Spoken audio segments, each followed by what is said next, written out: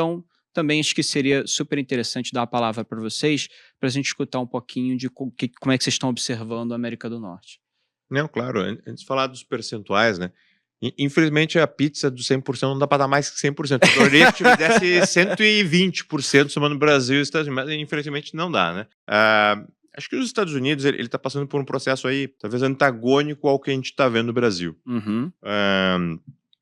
Fazendo uma retrospectiva rápida do tempo aqui, não vou deixar todo mundo aí com sono, mas no segundo semestre do ano passado a gente teve muita incerteza com relação às eleições, mudanças de candidato, pesquisas apontando no momento talvez uma vitória democrata, depois uma vitória do Trump, mas contestada, que demoraria dias. Eu lembro porque foi no dia da divulgação do nosso resultado.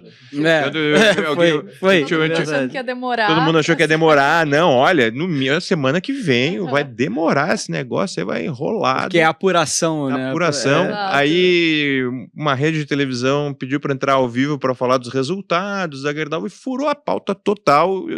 O repórter só me perguntou sobre a eleição dos Estados Unidos. E a Gerdau... pois é, então, obrigado, Japur. E o papel voou naquele dia, né? Voou. Então, e aí, nesse contexto, Igor e Luca, nos Estados Unidos, a gente olha muito o order book, que é o tamanho da nossa carteira de pedidos em relação ao nosso volume de vendas do mês, né? E o nosso order book, historicamente, ele oscila em torno de 60 dias. Em torno de 2 meses para frente, a gente sabe as carteiras dos nossos clientes, tá? E antes das eleições, ele estava ali num patamar de 50, 40 alto. Então, vinham realmente apontando para um cenário de maior fraqueza, preços maiores, o volume de importações crescendo em perfis, e isso tirava a dinâmica de volume e de poder de preço, né? E rentabilidade. Logo depois das eleições, depois da vitória do Trump, a nossa carteira já subiu para 55 dias. Bom sinal, acho que o pessoal está otimista. Quando terminou o ano, a gente divulgou o resultado do quarto TRI, a nossa carteira já estava de volta para 60 dias. Durante os meses que antecederam o anúncio das tarifas, quando ele disse que vou retornar à seção 232 de forma integral, cobrando uns 25% sem dar exceções e cotas e rebates para outros países, a nossa carteira subiu para acima de 70 dias, perto de 80 dias. E muita gente questionava, poxa, isso o pessoal deve estar tentando antecipar as tarifas, colocando pedido na frente para congelar, garantir o preço, botar o pé na porta, né? E depois que as tarifas entrarem em vigor, provavelmente isso vai voltar. E não foi o que a gente viu. A gente seguiu vendo nos meses subsequentes a nossa carteira acima de 60 dias. Não só a carteira acima de 60 dias, mas também os volumes, que é quanto vale cada dia, né? Também engordando. Também tomando creatina. Então, ali a gente já percebeu uma dinâmica diferente, mais positiva. O que a gente entendeu é que o volume de importação nos Estados Unidos estão se reduzindo. Com isso, as empresas, até para se adequar aos seus canais de produção e não ter um impacto inflacionário das tarifas, estão buscando alternativas locais para fazer o seu sourcing de material. E isso está se traduzindo em uma dinâmica mais positiva e construtiva de preço, de nível de utilização, de perspectivas de investimentos. E a gente sempre volta e meia, uma pergunta recorrente poxa, será que isso não é feito one-off? Sim, será que isso por não quanto vai tempo acabar? vai durar isso? Né? Olha, as tarifas de aço da 232, elas já estão em vigor já desde fevereiro. Março já entraram efetivamente totalmente efetivas.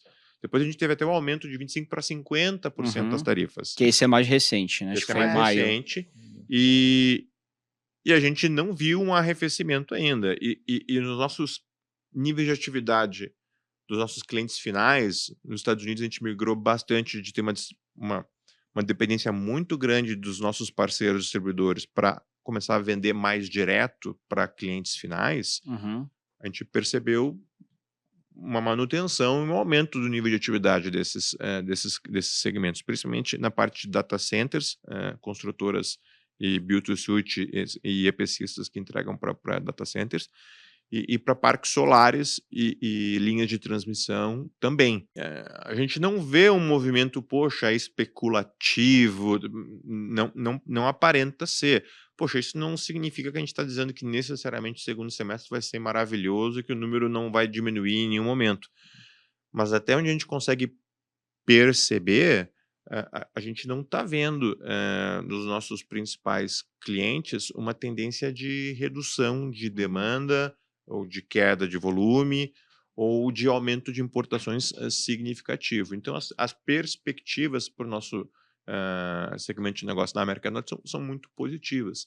O segmento automotivo, que está um pouco mais fraco pela incerteza das tarifas, teve uma melhora também nesse trimestre em relação ao primeiro Uhum. trimestre. A gente está vendo essa perspectiva se manter, talvez, para frente. Talvez alguma incerteza com relação a volumes, até pela sazonalidade normal nos Estados Unidos, até pelo Uhum, inverno, uhum. a produção industrial cai nos meses de inverno mais frio, né? Mas a gente está vendo um negócio, um ano sólido na nossa operação da América do Norte.